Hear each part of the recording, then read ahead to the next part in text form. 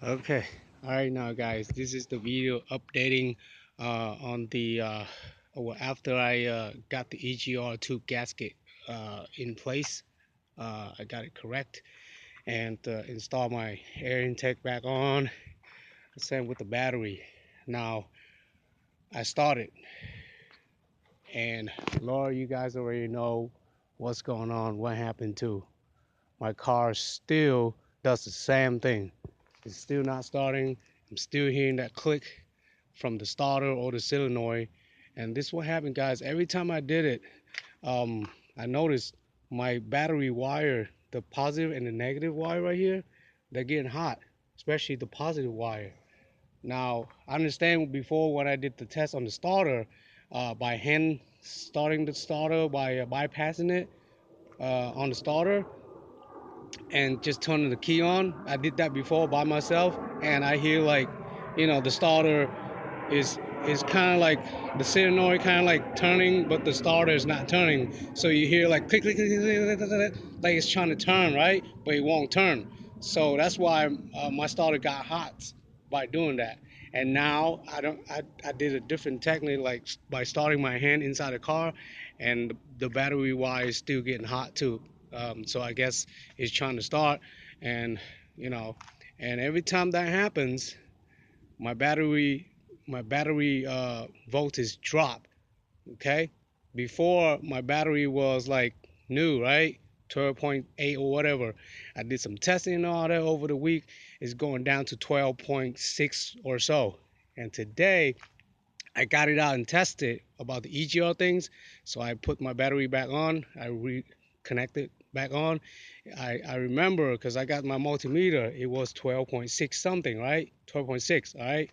Now after I did the EGR, crank it, it won't crank. I measure again the voltage, it dropped down to 12.5. And now I'm doing all kind of things again, like taking my battery out, taking the intake out after, I got the EGR gasket in place and it won't start right. I did it again. I took out the air intake and I spray again starter fluid. Well, the first thing I did was spraying the throttle body cleaner, the air intake cleaner. I spray it in here, and I mainly spray it focus right at, like when I take out the air intake already, right?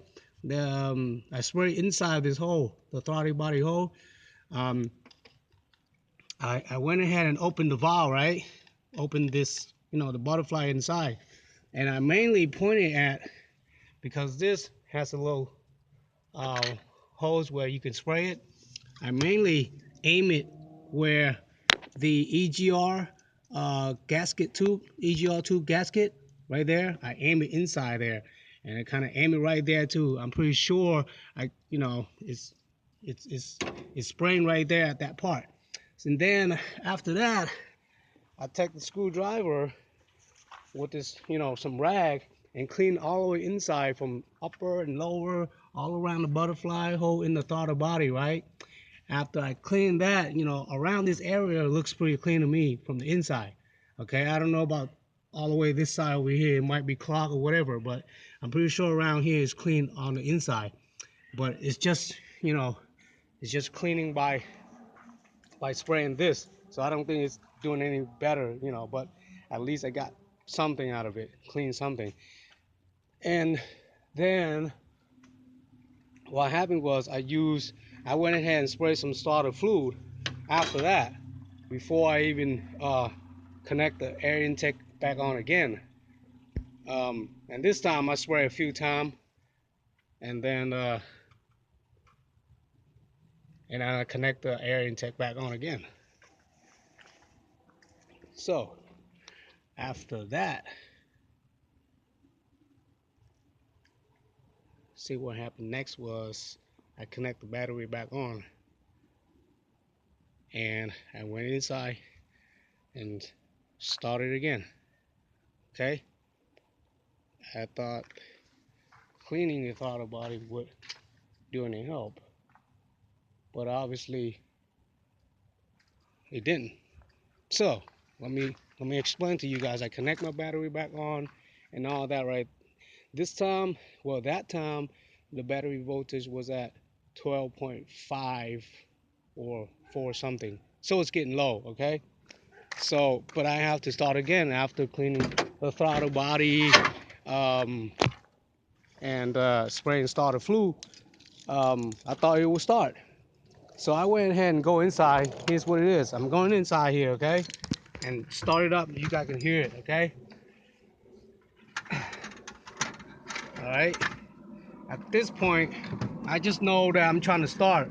I don't know about like if I should check any other fuse or whatever, but I did that before already. So, but after this, I'm gonna explain to you guys what I'm gonna do next. But anyway, after I spray clean the air in or the throttle body with the starter fluid and the throttle body cleaners, I went inside and start trying to start my car. Okay, so the same thing. What happened was when I turn it on, I can hear the fuel pump is pumping. Okay, watch this when I turn on once. Hear that? I don't know if you guys can hear it, but I can hear my fuel pump is pumping like normal, and the lights on, and of course my oil engine light always on. So if you guys notice, I do have oil issue too. So it could be numbers of things. So now look, listen when I'm starting. Okay, I got my clutch in already. I'm gonna start. You're gonna hear clicking from the starter on outside of the engine, just like before. Okay, I'm gonna put the phone out there. Hear that? The same click from the solenoid starter or the starter trying to turn, trying to crank. And every time I hear that click, and I don't want to do it anymore because I've been doing it for like 5, 6 times already. I've been trying to start 5, 6 times already, so I'm gonna cut it off now. And every time I do that, of course, the battery voltage drop. And sometimes if I do it too much, well, if I started the second time, of course, my starter relay in here, I hear a click too. Okay, I hear a click from the starter relay in here, and I hear a click from the starter solenoid or the starter itself trying to turn by making that clicking noise. Okay, on the outs on the under the hood. Okay, so that's what I'm experiencing. Okay, so I don't know if any of you guys know what's the problem or how to fix this, or what could cause this. But to me right now at this point, after, let me get out of here first. um, After I clean, or after I got the EGR2 gasket in place, clean the throttle body again with the starter fluid again. So this is like the second time I did the starter fluid, or third time ever since it breaks down, and same thing happened. So this makes me think. And then of course I test the voltage on my battery again. Now it dropped down to 12.3, guys. Okay, well, I don't really have another hand to test, but I'm telling you right now, it's at least 12.2 or 3. It's getting low. I might as well want to do it again, test again, because I just started. Okay, so I'm gonna let you guys see it too. So doing this with one hand, so I don't know how it's gonna go, but okay, I got it. 12.43. Okay, it got a little better. It was down to like 12.3, guys. I'm telling you, it was down after I started a few times a minute ago before I make the videos.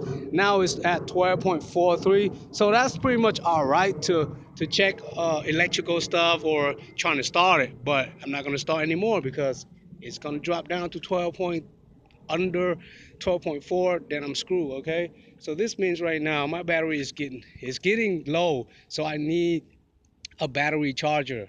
So I'm gonna go to low because I don't have a battery charger, a car battery charge ever. So I never had one, or I mean it's broke or whatever. But I didn't really need one. So now at this point I'm gonna need one. So I'm gonna have to buy it online on eBay, a car battery charger, or go to Walmart and buy a battery charger. Now I need to get a 8 amps, above 6 amp car battery charger. Okay, it has to be more than 6 amp of charging.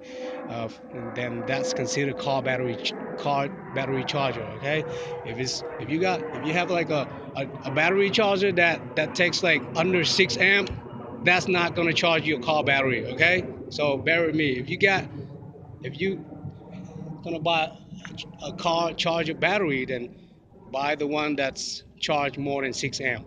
Okay, so that's what I'm gonna do, and it cost me about 40, $50, probably $50 or so for that battery. And I've already take a look at some of it. I got like three in mines uh, already online or at Walmart. So of course I'm gonna buy a 6 amp or above battery charger.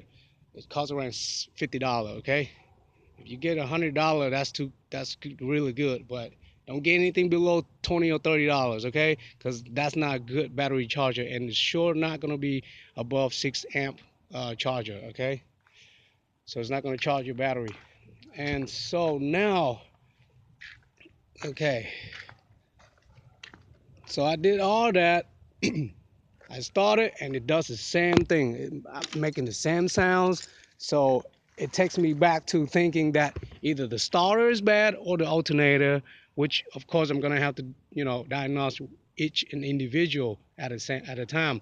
But the first thing I have to check is, of course, the starter. And now I'm bypassing the EGR and all that. So I don't think it's the EGR problem because of the gasket is clogged. But that is a bad sign when I saw my EGR2 gasket is blocking the patches on the throttle body. And the throttle body could be really clogged right now too. It's just that we don't see it, okay? Because of that EGR gasket been blocking that patches. I think the EGR system is either bad or clogged or whatever. And of course, I'm going to check my EGR right after this too. I'm going to check the EGR using some tool to see if the EGR is still working good. Because I got some information, I've got some knowledge by reading on Google and YouTube and people, seeing people how they test the EGR system and all. So I'm going to take those techniques to test my EGR when I get there. Okay. But that's number one and number two thing I should do. So the number one thing first I should do is, of course, either way, okay, whichever come first. And I hate to lift my car up because another step is to lift my car up and check underneath the oil pan. And, I mean, drop the oil, like flush the oil and see if there's any cracks inside the oil or whatever. But I hate to do that step before I'm taking the starter out because right now I'm back to where pinpointing the first time it ever breaks down at all. Okay, by when my car broke down, I took out the hood right out the street. I opened my hood and I saw smoke coming from right here in the middle between the transmission and the engine block and the starter right here. Smoke comes out from right there, okay, right between there, okay. So I'm dying out. That's the number one thing I should look into, okay. Something around here is breaking, okay. When the breakdown, like I say, if you watch my other videos, before the breakdown, I hear some bad rattling, cracking, breaking noise, like something breaking, something losing and falls off, okay? Right here. I feel it on my clutch pedal. So it's either my transmission is going out, it's gone, it's bad, it's break or whatever. It's either that or my block internal something broke, like a bearing, crack or whatever. Or the starter is going out, okay? And the starter T is cracking with the flywheel and the clutch or whatever in there is breaking, okay? So that's the number one thing I should check is losing these part right here. The starter and drop the transmission. Well, of course, I'm going to drop the oil, the transmission oil first and the engine oil first before I do anything like losing my transmission out of my engine. So, um, so I'm here. So before I even do anything further, or think about trashing my car or tearing my car apart, selling for part, or jump my car, anything like that, I want to do something that can save some money as much as possible. And I don't really have any time because we're moving. We're moving around this summer, maybe. we're probably going to move around this summer, so I have to get all my things done and gone before summer, of course. So I'm here stuck with few cars, okay, especially this one here. I'm still fixing, and so I don't know. I mean, it's just so many work. It seems like it's going to be a lot of works for me, but I just know that I'm going to do as much as I can, whatever I can, as to fix this problem. It's worse and worst case I come to a conclusion, or like at the end, that I have to trash or I have to junk the car, then I'll do that.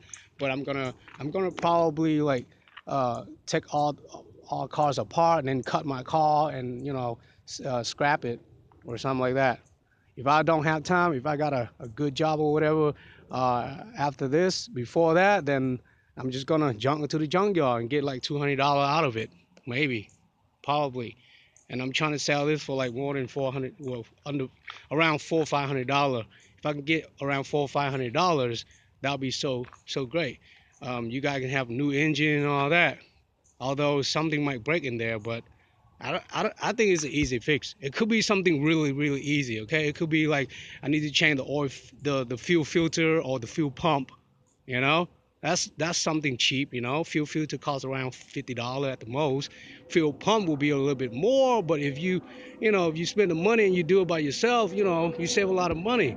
But if you bring it to a dealer, if I bring this to a dealer, this 98 Eclipse to the dealer, they're gonna charge me a whole lot by just bringing it in, testing it, diagnostic costs like 100 something. Okay, not not even think about counting, like think about having them change a fuel pump or a fuel filter or anything like that. They'll charge each part when they change around $200-300, you know, around there. The cheapest part will be like what?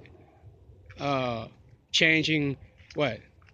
Changing a fuel pump or fuel filter, you know, fuel pump or fuel. Let's say a fuel pump that I have to change. A fuel pump costs around $100, right? The labor will cost for them to put a new fuel pump, take out the old fuel pump on my car, and then install a new fuel pump into this car will cost around $300 at least. Okay, I mean, I could be giving wrong numbers on price because I never done it before, but I'm assuming it's around that much. Okay, I'm thinking it's around that much. Okay, if you guys are mechanic, you should know better. You should know what's the cost, but this is my guess. Okay, for a cheap car. Okay, for like a normal car, not like a BM or Lexus or Mercedes or whatever. So for this car, it will cost around that much at least. Okay, and not even think about wasting our time. Okay, so i'm gonna I'm gonna try to save some time, not wasting any more time, doing whatever I can, like doing what's the easiest, the quickest way to save some time. And I'm fixing my car. I know I'm wasting my time, but I gain my knowledge and experience. So I mean, the waste of that time is it's paying back. It's the same thing if I'm bringing my car to the dealer and wasting more time too. They're gonna fix it and charge me more money. So it's the same time. If you know what you're doing, you're going to save a lot of time, of course. If you know what you're doing, you pinpoint the problem, diagnose, and know what exactly is wrong, go ahead and fix it up. It don't take any longer. But if you're not a mechanic, you're going to have to take it to the shop, and of course you can't do it by yourself. So therefore you're going to waste their time instead of your time. But you know either way, if I'm doing by myself, if I fix it by myself, I don't waste. I mean, I waste time, but I don't, it's the same thing. Okay, I might waste a little bit more time than a real mechanic out in the shop or the dealer. But if I if I do it by myself and learn how to do it, not only I gain experience and gain more uh, knowledge, but I can fix my own cars and just waste a little bit of my time. So let's say if I go to work daytime, I go ahead and go home and fix at nighttime. But you're gonna have to have two cars, okay? More than one cars, of course, to do that way. Um, if I have a garage and I have two cars, that's what I'm gonna do. I'm gonna go work in the morning and come back home and fix this car. Day by day. It might take me like a week or two, but it'll be fixed. Cause you just gotta diagnose and learn how to fix it, and learn from people, Google and YouTube and all that. That's how I learn most of my things. And I mean, I got my manual book. I got a whole manual book for this car too. This year model manual book. It's cost me like $30 or so. I got the whole manual. I only use that manual and read that manual for like a few times. That's it, because I mean, everything is online now. You can get the information from online now. So I don't really use my manual book ever. Like, I used it for a few times and I left it in my room forever and never had to use it again because I never needed to. So, learn everything from online. Anyway, back to pinpointing what's the problem is here, um, that what I'm gonna do next, saving time, and what's the easiest way is I could do three things at once, but you can't do three things at once, right? You cannot do three things at once, right? So my best thing to do is I really want to use my multimeter and check all the electrical things around. Okay, that's what I really wanted to do next, is that. But then if I do that, I'm gonna have to take out all the sensor wire and all that and test any individual one. And of course, I gotta have a good battery to do that. So anyway, I'm gonna have to buy me a battery charger to charge up my battery because it's getting weaker now. So then I can check all these electrical things, uh, electrical harness around my under hood here. Um, but at this point, I'm back to the same problem. So it could be numbers of problem now, okay? Around this area right here, and it could be fuel problem. Oh yeah, talk about fuel. I have more than a half tank of fuels, okay? I only lose on one knot of fuels. So I have like 3/4 tank of fuel, okay? Anyway, I'm thinking about getting uh five more gallon of fuel because I got a big 5 gallon bottle, and go ahead and top up my fuel tank and start it and see what happens. You know, I can always pump it back on because I got a pump, so I can pump it out and pump it in whenever I want to. But I want to fill it up and start it again and see how it is. If not, it could be a clock fuel filter or a clock fuel pump. Okay, one of those gonna go out. That's just talking about fuel side. Okay, so that's a lot of work. So seems like I'm gonna, I'm gonna end up, you know, um, junk this car. So just the fuel part, I don't even know. Okay, just the fuel part, I don't really have problem by doing that. Now going back to the air, it might be air problem too. So I have to do some air vacuum test. So I'm gonna have to uh, rent me some tools after this, like fuel pressure tools, uh, vacuum pressure tools, cylinder leak down test, things like that.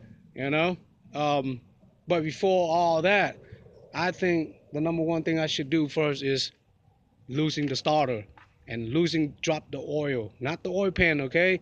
The oil first, and see if there's anything cracking. Dropping the oil pan is not easy, so I'll have to drop the oil pan after that. If I see something breaking or whatever on the oil, then I'll drop. And when I drop the oil pan, I'm gonna have to drop the exhaust system, so that's gonna be a lot of work. I don't want to drop the oil pan. That's why I'm gonna check, flush the oil first and see what happened. And then meanwhile, I can go ahead and take off the valve cover and check all this on the top here, on the top cylinder head, like spark plug wire, distributor, see if the ignition has electrical or not, see if it's had power or not, check my spark plug wire, see if my spark plug is in spec or not, because I got old spark plugs in there, okay? So that could be the problem too. That could be the issue why it's not firing it up. And I'm gonna go back to see like to see um, the scan codes. So I'm gonna look back all the scan code that I had before. I think I have misfire 1 and misfire 304, one of those, and I have like EGR codes. So the EGR system probably bad. So I have to clean the EGR system too. Okay, and then what else? I have like I have like 3 codes and 4 incomplete, or 4 incompletes and 4 codes, somewhere around there. So I have to pinpoint right there, like go back and read all the codes and see what I have the problem before, and then fix individual. Like if it costs more to fix, I'm gonna have to end up trashing it, like junk it. If it's something like, if it's something I see like, if I'm fixing all that, it'll cost under like 500 or so. Then yeah, I'll fix it. Let's say if I need to buy 2 new OC sensor and a whole exhaust system, it costs me around $200 for a whole exhaust system. Okay, so so and then the EGR could be bad, so it cost me another $100 or so for that, including gasket and all, and everything has gasket. I have to buy it too, and what else? And it could be my alternator is going bad, so I gotta check my alternator and the harness wire on the alternator.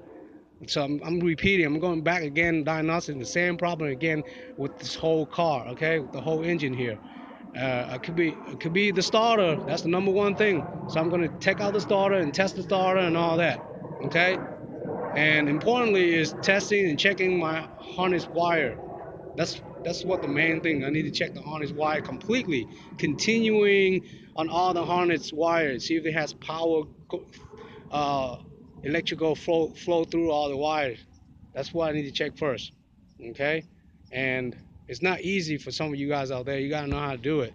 So I'm still learning how to do that, but it seems like I already know the basic of it, so it's all right. But I'll make videos updating and showing you guys how to do all that too. Once I do it, um, whenever I can get a hold of my camera, then I'll do it. Hopefully, I won't forget. A lot of times, sometimes I forget to make a video when I'm doing something. So yeah, and there's more issue. I can name you some more. What if my engine internal broke or whatever, things like that, you know? And it could be a cheap fix, it could be a hard fix, it could be an easy fix, it could be an expensive fix. So I don't know yet until I really pinpoint find out the problem. So after this video, I'm not gonna make a videos again until I tear out all the things and check on all that, and until I finally find what's breaking or whatever, then I'll make a video, okay? Because I don't have time to make videos step by step. Every time I do something, I gotta make videos. I'm not gonna do that because it wastes too much time already. The whole day today I'm making video and it's nighttime. See that? Got the lights on already. The lights on already. Now it's dark. So I'm spending my whole day making videos trying to diagnose and fix this EGR gasket issue and all that. So right now, I don't think the EGR gasket is the issue. It could be the EGR system, like the whole system is clogged. So by doing that gasket ain't gonna help. It's not gonna help. And I might need to fill up the fuel. You know, when the fuel when I have more gas, my gas is top up. When I have full gas, you know, it might kick in. Okay, so yeah, that's like one of the top things I should do. Getting fuel, gas, top it up, um, check electrical flow, and start dropping the oil too. Flush the oil down, and then just keep going after that. um, Checking the top of the engine after that, and I'm just trying to pinpoint, find out what's the main problem. All right guys, it's getting late and my video is getting long, and just want to let you guys know, you know, check out everything as you can using multimeter, all the tools you have to end up, I think I have to end up like renting more tools, like some of the tools I mentioned in the videos. And guys, do not, I repeat, do not ever trust street mechanic or hire street mechanic to do your work, okay? That's what happened. All right guys, that's what's this is what's causing my engine to break down, is the EGR tube gasket from the first place. The idiots didn't install the EGR gasket straight. That's why it's causing my engine to break down at this point. So I'm blaming them, okay? I'm blaming them for real. Because think about it. If the EGR wasn't blocked, if the EGR gasket wasn't blocking the patches, that's causing the airflow and the fuel flow, then my engine wouldn't run so bad, so rough. When the engine run rough like that, it's gonna break something because the power is not generating. The engine and the transmission and the block is not generating. It's not generating. Rotating normally. Then the engine gonna ends up breaking because it should have more power than that. So instead of running real fast and strong, it's running like, raggling, like what's going on. That will cause something to damage. Okay, it has to rotate, it has to be running normally this at that speed.